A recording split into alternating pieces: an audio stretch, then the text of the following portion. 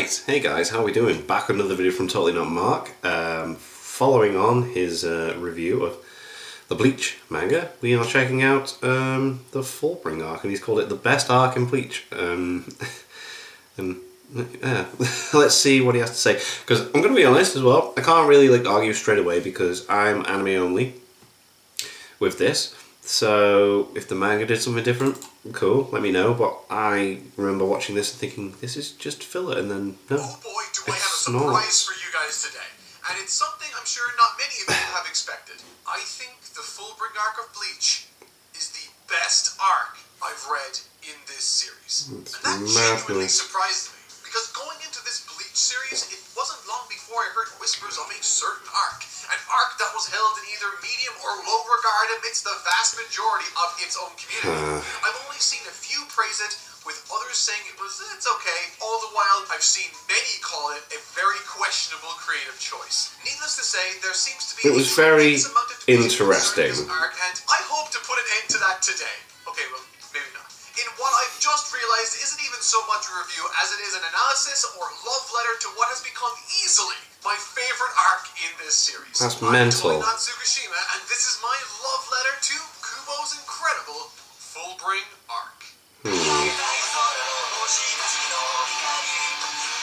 Okay. Now, I can already hear the tapping of confused and angry fingers on keyboards. Please save your energy. I'm not do not fuming. It's possible you had an entirely different experience with the material to me, and right now it's my job to explain exactly why I think this arc cool is transformation though, it is sick, that's cool. But also, most importantly, why I think it's better than every other arc that I've come across in this series, including the Soul Society. Now, I like the this arc so condensedness, much, I read it the not twice. so rushness. Yeah, twice. So, how is this possible? I'm a reasonable person. I spend a lot of time reviewing manga. How did I come away with this point of view? Well, put quite simply, this arc does everything I loved about the other arcs really well while not being dragged down by the criticisms I had for those very arcs specifically. Okay. In other words, I think this arc enjoys all of the upsides with very few, if any, of the downsides from the prior arcs. Last time we touched base with Ichigo, we noticed he had lost his powers and in a somewhat somber and nostalgic fashion, said bye to Rukia. With her having now left both his view and his perception seemingly forever. This was a surprisingly bittersweet and oddly fitting way to conclude not just this arc, but perhaps the whole series, I thought. Making it one of the better moments. It would have been a nice way to end it, to be fair. Made me all the more curious as to how the Fullbring arc would make use of this very unique situation. One of the arguments I've heard as to why this arc isn't as enjoyable is due to how it feels so much more insignificant in scope and scale compared to everything else, else. and how, in essence, it feels very much like Reset. Now, I don't think I can argue against either of these points entirely, though what I would personally argue is that these so-called negatives I see as actual positives. Furthermore, I'd say calling this arc a reset isn't entirely fair or accurate either. In fact, I'd probably argue that Fullbring has the most interesting continuation from one end of an arc to the beginning of a new one. Following the events that colored the climax of the Arrancar arc, instead of picking up immediately following that very climax, we instead are forced to contend with a host of new and refreshing problems for Ichigo to deal with. Problems, I would argue, offer a look into his character the other arcs either didn't hit as sharply or didn't contend with at all. Following the events of the very first arc, Substitute Shinigami, and the second arc, Soul Society, Ichigo's path is crystal clear. Whether the road ahead may or may not be difficult, I suppose with this one it's like, where's he going next? To give him the convictions necessary to achieve his goals. Rescue Rukia, rescue Orihime. This arc, however, is importantly different. Instead of possessing a goal immediately following the Arrancar arc, Ichigo actually makes a commendable sacrifice with the story ending on a unique note. One of sacrifice and parting ways with a dear friend seemingly for good. And 17 months pass by and he doesn't have a goal any longer. His life has returned to normal. And he's just being a normal person. Now that he's no longer pestered by his wonderful emerging power set. For the very first time in his life, he's a normal person whose only expectation now is to take care of the normal commitments that one would have as a 17-year-old boy growing up in Japan. Boring. Those commitments being keeping up with his his friends, striving to do well in school, diligently attend his extracurricular activities, and of course, his new part-time job. However, the Ichigo we once knew isn't exactly there. Where many series opt to use the time skip in their stories to highlight the progression of time and the evolution or growth of a given character, a la Dragon Ball, One Piece, and Naruto, Kubo decided to use this time skip to highlight the lack of growth or de-evolution of Ichigo Kurosaki in Bleach's Fullbring arc. As his grades slip, he feels more distant with his friends and loses interest in out-of-school activities and commitments. Where everyone else seems to be doing well and preparing for the next stages of their lives, Ichigo seems to have his mind squarely on what was. Now a protector with no means of protecting anyone. That would be a grim feeling to have. He cares about to now pick up the slack that he no longer can carry. With this very inability to let go of the past, leading to these strange dreams where he hears Rukia's voice. It's a very compelling and sad way to kick this arc off, particularly after a time skip. And following an arc with a length greater than the Saiyan, Frieza, and Cell Sagas yeah, you said how combined, long it was last time. Bloody hell. Dedication to showing every fight, no matter how important it may or may not be to the story, having recycled a motivation from a previous arc, for the Fullbring arc to chronicle a story less than 1/4 the length, all the while focusing on Ichigo's internal struggle and the mistakes that stemmed from that, I found that very creative choice and execution utterly fascinating, with it providing an introduction that offered plenty in the way of possibility without any of the cliche that plagued Soul Society and eventually the Arrancar arc. And that's not even to draw attention to how they brilliantly developed this story into the second and third acts, for it's through this despair and sense of longing for what was that leads Ichigo down the path which ultimately defines this arc. Ginjo is an interesting character throughout this arc from beginning to end. And he achieves this by being a character that constantly evolves in ways that consistently add interest to the various parts of the story that he participates within, making him, in my estimation, the real MVP of this arc. With his second interaction within the first act of this story, between himself and Ichigo acting as effectively his very own call to action for Ichigo. Ichigo thinks he knows who Urahara is, he thinks he knows his family, well, think again. And perhaps most importantly, he offers Ichigo the chance to get back everything he's longed for these past Yeah, it's like, I'm giving you what he wants. And he's gonna go for it. Like, duh. Into the second act of the story, this is where Fullbring, once again, I think, does something better than the other sections of the story have. Where the Arrancar arc and the Soul Society arc devolve for a time into a little too much fighting, and in the case of the former, way too much fighting. The Fullbring arc, in your opinion, I liked it. Heavy emphasis on character interaction. One of the greatest strengths of the Fullbring arc, I think, is that it makes use of the fact other arcs have already introduced a ton of characters by only feeling the need to introduce a few new ones in this runtime. And due to the main cast of this arc being centered around just a few characters already familiar to us, through Ichigo we get to explore how each of these characters, Grindo's allies and friends, all behave and treat each other, facilitating not only this segment of the story, but also achieving the necessary build-up for these personalities when they ultimately become used. He is very interesting. Isn't his ability to be able to, like, insert his memories into people's while the first 75% has some fighting, it's by no means the focus, and honestly, that's the arc's strongest aspect. It's almost as if Kubo said to himself, you know what, I went a little overboard with the fighting in the Arrancar arc. It's time to write an emotional, character-driven mystery thriller. And boy, does he achieve just that. It's my favorite aspect of this story. And I'll definitely be talking about it in just a moment, but before I do, let's discuss the core focus of the arc and what is effectively the mechanical driving force and namesake of the arc itself. Let's discuss. I like that design. I kid you not, while I was sending messages to my editor letting him know how surprised I was with the quality of this arc, he obviously had no clue what I was talking about because he hadn't seen it. Though he did recognize what I was talking about, and I quote, "Is that the part where Ichigo uses a giant swastika?" Yes, that's what a lot of people said. I had to shake my head, laughing while simultaneously admitting that, yes, it in fact was. Yeah. Part, yeah.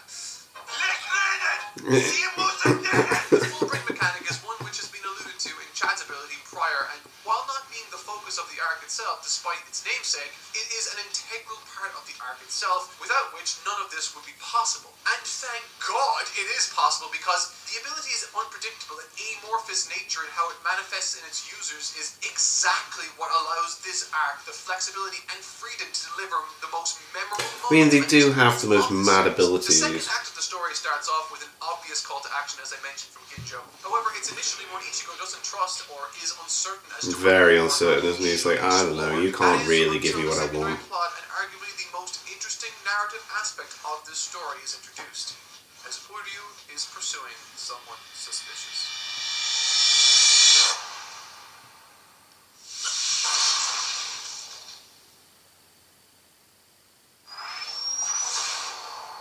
Once back at the hospital and in the correct care, Uryu's father informs Orihime that Uryu wasn't attacked by either a Hollow or a Soul Reaper, with his hypothesis being that the next target might be someone similar, perhaps Chad or herself, Orihime. Reminded once again of what he needs to protect, Ichigo throws caution to the wind and makes contact with Ginjo. And this is where he learns how to use his Fullbring power, and it's where that clip of him with that questionably large emblem comes from also. This section of the arc is essentially that was a bit weird. The agency he since lost, both literally and narratively. The training itself takes him to interesting situations, from being shrunk down into a dollhouse, fighting a Yakuza's soul in the body of a stuffed animal, all the way to fighting Ginjo himself inside a video game. Okay, wow, you're throwing a lot at me here. With Ichigo coming to learn It is a lot. Yeah, it's so bizarre to see. By extension, the restoration of his abilities, symbolizing a time where he had friendships he's missed and powers he could use to protect them with. However, curiously, once again, following his training, he hears Rukia's voice following, forcing us to contend with the possibility that that dream where he thought he could hear her was in fact a reality. Yeah. The best part. Okay, it's time to talk about the best part of this arc, and by far the part that gave me the most joy. As I mentioned, there are a lot of ideas that compound to make this arc feel special. However, around 60 to 75% of the way through the arc itself, following the training reprieve, the story itself does something amazing by shifting and transforming from what we've come to know and expect from Bleach into this horrific psychological thriller type narrative. Seriously, it's unlike anything I've seen from this series. I mean, it was very different. I will give you that. It was very, very different. Whatever. It's such a unique idea, and it's explored in such a captivating fashion. I've always said that Bleach, first and foremost, has felt like a very character-driven story, with it producing less interesting material when it takes the focus off of the characters themselves. And so, with Fullbring's introduction of this tonal shift, it takes what otherwise felt like a refreshing slice-of-life reprieve from the world-ending stakes of the prior arc into a set of circumstances that genuinely felt more high stakes than when Aizen was front and center for me. And that's this guy can put himself in people's memories, can't he? The world at stake and Ichigo's life being at stake, but because Ichigo is our means of seeing through into this world. It's like our very existence in this plane that we've now invested almost 500 chapters into is being stolen from us as readers right before our eyes. Like, fuck you, Tsukushima, you didn't save Rukia, you didn't save Orihime or defeat Aizen. We did, I mean, Ichigo did. And while I think Ginjo is the MVP of this arc, I think Tsukishima is the other half of that coin, which grants this arc a level of dread and excitement that for me has been unmatched in this series. One by one, we see him pick off Ichigo's comrades, with his brush with Orihime being particularly curious, as this is where we first start to get a taste of what his power truly is. With her not only appearing perfectly fine physically after what appeared to be a stabbing through her chest, but she also suddenly thought of him, Tsukushima, as a friend. And as the time ticks on by and conflicts fly past, slowly but surely, one after another, Ichigo's former allies suddenly appear to change. Like him. Not physically, but mentally, psychologically. With the very fact that these words are coming from his friends, making it all the more unsettling. Showing up in his home, his place of work, and on the street, Tsukishima is less of an imposing force of nature and more so a ghostly specter or spirit that follows Ichigo until he's exhausted every support system he possesses, creating a scenario of not just dread, not just fear, but one of genuine confusion and hopelessness. For we, much like Ichigo in this have no idea what's going on. Have no clue as to the parameters of this power Tsukishima possesses. He's brainwashed everyone into thinking that Ichigo is in the wrong here. We have no idea if killing him will result in the desired outcome we want, or if killing him will seal his friends' fates as they currently are. Brainwashed into believing that Tsukishima is their best friend and almost like family.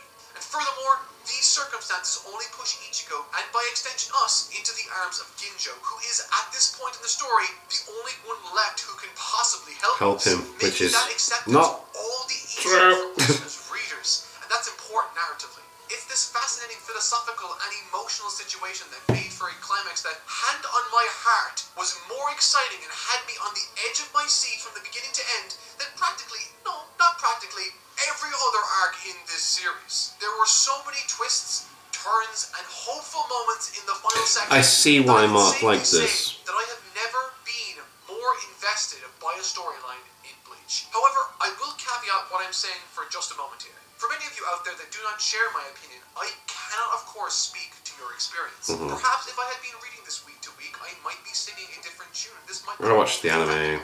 Or perhaps, had I watched this unfold in the anime, I might not have enjoyed it as much. However, as an arc that I can sit down for an afternoon and consume in a binge, it's been the most enjoyable sequence of the series for me. By a country mile. Well, that's fair. If that's how you feel, cool. Right now situated in decent ways into the climax, I was still unaware as to how this could possibly be resolved. And just as I had this feeling, Ginjo, Ichigo's last ally, gets stabbed by Tsukishima. Oh my god! Tsukishima's speech is legitimately chilling to listen to. Talking about how he, Ichigo, is the only one who has the memories he does now. How he is the one who's living the false past. All the while forcing us to watch on as Orihime and Chad step That was my... I remember them stepping in and being like, oh, what? Come on, guys. Things to me. Which also repackages their own desire, Orihime and Chad's desire, to get better, to get stronger while Ichigo is out of action, turning that aspect of their characters against Ichigo. Also reinforcing the theme of this arc, which is to get back into the action for Ichigo. In the previous arc, I was so jaded from fighting, seemingly for fighting's sake, whereas now, with all of the interpersonal relationships and histories, there's a lot of emotion going on. I've never had my attention held so perfectly. I get it. It's so good. And then this happens.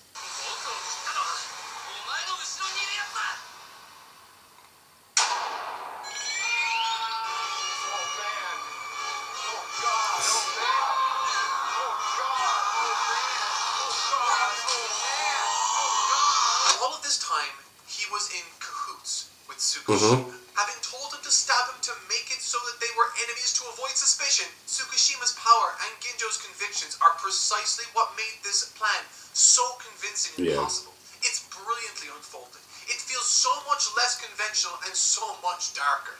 I mentioned earlier that Ginjo is the MVP of this arc, and honestly, I stand by that. In Act 1, he injects a fascinating sense of mystery to the plot, a sense of unease, as well as and then Weird felt easy by the other guy. Act, he provides Ichigo with the mentorship he needs in and this then situation, it comes back around, and it's like, he acts almost like a big brother to him. With Act 3 showcasing who he really is. This arc's inverse of Ichigo. Someone who was once on the same path Ichigo was on, but was left out in the cold. Couldn't form trusting relationships with people, which ultimately leads to his demise. And I think this next point really speaks to the character writing of this arc, but each and every act of this story simply wouldn't work without him. He facilitates so much of what makes this arc interesting and possible, and from the very beginning he's deceitful, but we let it go due to how the arc manages our attention. Yeah. And as the beat plot develops, we become where we are directing what we are, like, ingesting. We don't see it coming, and it's brilliant. It is cool. Once the perfect moment reveals itself for Ginjo to get his mask off moment, it is there for us to relish in.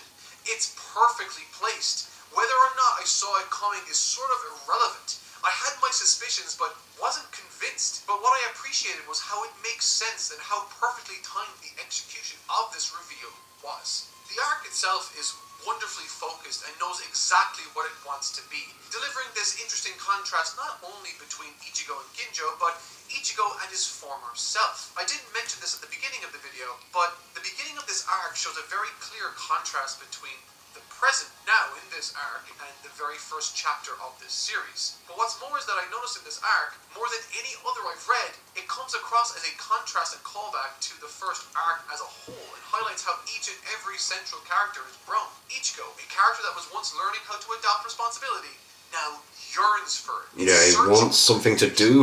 Yeah. Orihime and Chad, who are characters characters that were left out in the cold.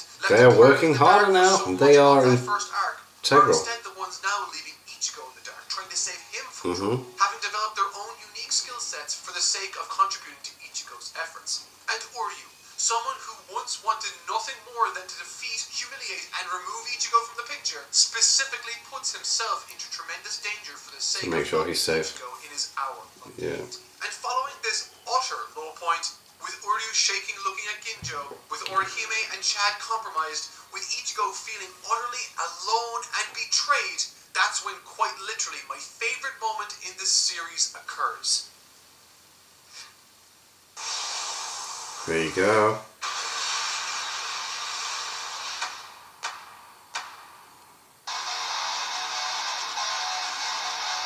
Now, to be clear, this hasn't been a series that's particularly tugged on my heartstrings too much. There's been fleeting moments with Seeing Ryuki again though, when he was told he wasn't going to see it.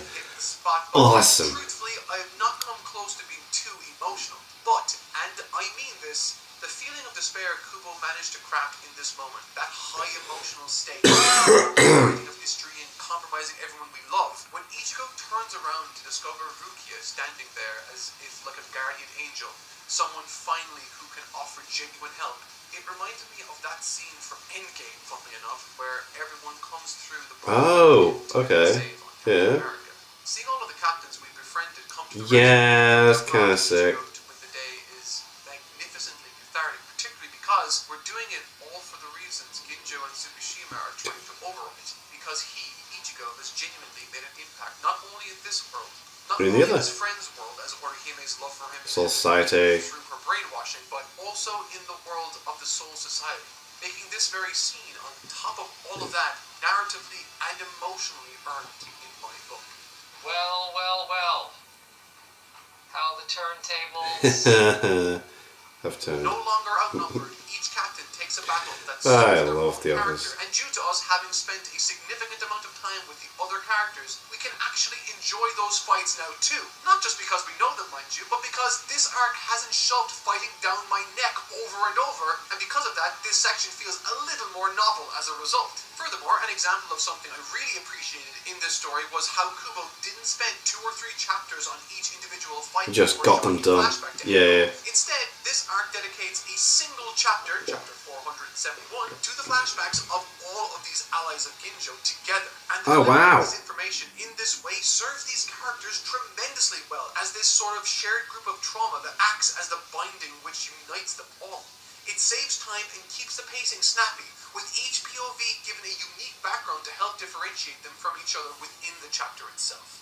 Byakuya's fight with Tsukushima in the end was again another affair that forced an aspect of Byakuya outside of his comfort zone, creating a situation where he couldn't rely on his ability to diligently and dutifully Well, yeah, 'cause he does get in his memories, doesn't he? And then he's like, nope. Of the moment, enjoying something more akin to what Kenpachi might enjoy, funnily enough, forcing Tsukushima to challenge him head on, something Byakuya points out Tsukushima isn't comfortable with. So I think this might be the first time I'm reading a conclusion to a Bleach arc where pretty much all of the antagonists hit their mark for me. Well, okay, except for that one guy who likes time. We didn't really get to know him. But that's okay, because Kubo recognizes that too and had Kenpachi one-hit KO him in the beginning, which was just hilarious. If this was the Aranka arc, it would have taken another 5 Ah, chapters. damn, don't be like With that. the Fullbring arc itself culminating on a single decision Ichigo needs to make, and it's a decision based on trust.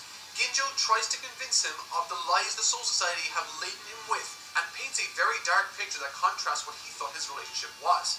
However, and I think fittingly, Ichigo, irrespective of this information, reveals he has suspected it prior, and that he still trusts them. Because, of course he would. They came in his hour of need. They let him settle this on his own terms, and as we observed ourselves, Ginjo and Tsukushima aren't exactly above deception either. In the end, the likes of Ginjo are defeated, Tsukushima too, Orihime and Chad are restored back to normal, and the smokescreen that is the deputy badge is finally cleared. And I can honestly say that this, more than any other arc, has delivered for me the most brilliant Bleach experience to date. So weird.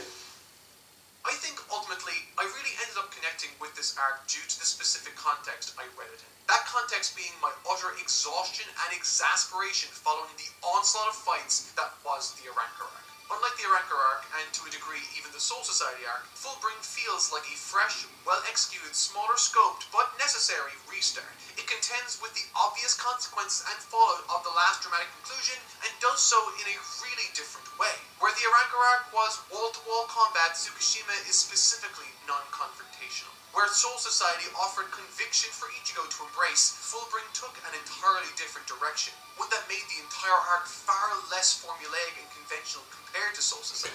Where Substitute Shinigami didn't have all its time to telling one story, Fullbring manages to utilize all of the secondary cast, retaining that same small-town feel that the first arc enjoyed, all the while delivering a story that was entirely unique and solid from beginning to end.